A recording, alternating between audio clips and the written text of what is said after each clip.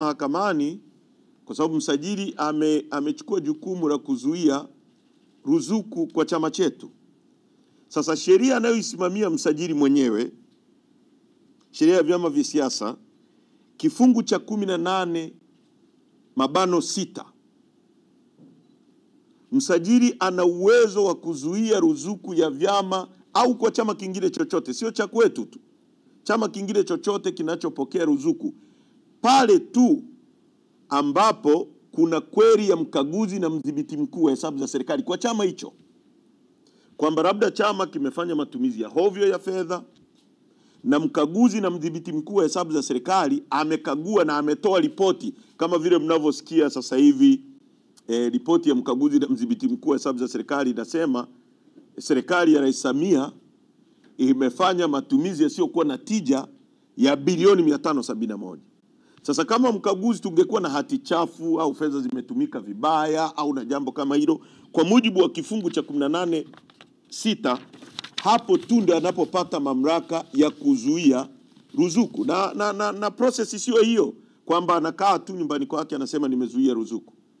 Process atatuandikia sisi barua ya kutaka to show cause, na hii pia inaenda mpaka kwenye board of trustees, sio chama tu, kwa sababu chama hiki ni mali ya board ya board of trustees.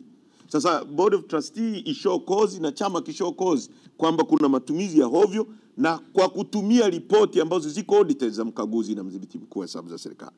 Sasa msajili amejifanyia. Kwa hiyo tunaenda mahakamani kupinga hilo, kwa sababu tukiacha haya mambo kuna mtu mwingine na mwingine na mwingine atafanywa hivi. Msajili hana mamlaka ya kubatilisha maamuzi halali ya vikao vya chama kwa mujibu wa katiba ya chama chetu. Msajili wa vyama vya siasa sio mamlaka ya rufaa na sio chombo cha kupokea malalamiko yoyote kwa masuala ya chama na wanachama wa chama cha siasa. Kama kuna mwanachama wetu amefanyiwa kwenye chama humu, mtu anaweza kugombea ngazi ya wilaya au hata ngazi ya kata,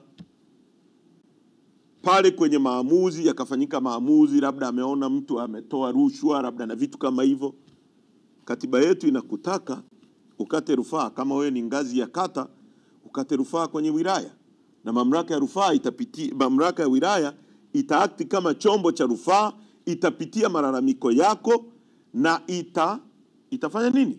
Itatengua au itaendelea kuuphold hayo maamuzi. Hivyo hivyo kwenye ngazi ya wilaya, kama kuna mtu analalamika anaenda ngazi ya mkoa, kwenye ngazi ya mkoa anaenda ngazi ya kanda. Chama chetu kimestipulate vizuri sana mamlaka haya na mgawanyo wa mamlaka kwenye wilaya, kwenye kata, kwenye mkoa na kwenye taifa. Kama kuna mtu ana malalamiko kwenye ngazi ya kitaifa, anaenda anakata rufaa, labda kama ni baraza kuu anakata rufaa kwenye mkutano mkuu. Kwa hiyo ndio maana tumesema msajili sio mamlaka ya rufaa na sio chombo chochote cha kupokea malalamiko. Kwa hiyo mambo yametufanya twende mahakamani. Hivyo chama kinachukua hatua hii kwa lengo la kuweka kumbukumbu sawa kuwa msajili wa vyama vya siasa hana mamlaka ya kupokea na kusikiliza malalamiko ya wanachama dhidi ya uamuzi wowote uliofanywa na chama cha siasa kama alivyofanya. 2, hatujaridhika na maamuzi ya msajili wa vyama vya siasa kubatilisha maamuzi ya chama ya tarehe 22 na Januari 25. Sasa hapa mnisikilize vizuri tena.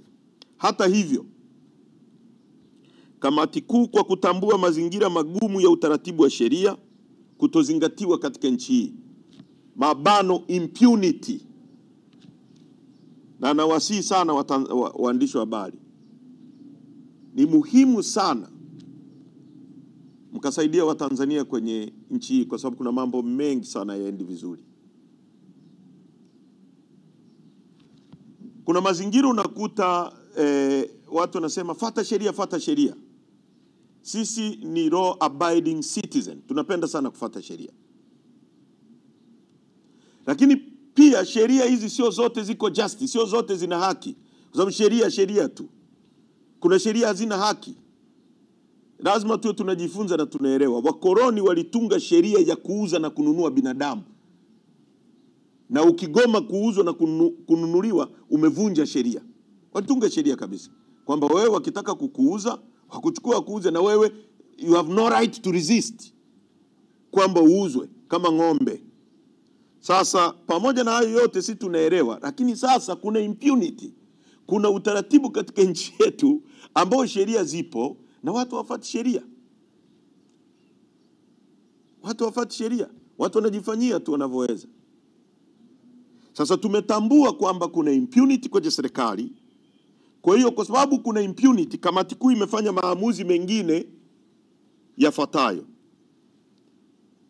Kamati kuu kwa mamlaka yake imewateua kukaimu wanachama wafuatao kushika nafasi za uongozi za chama kama ifuatavyo.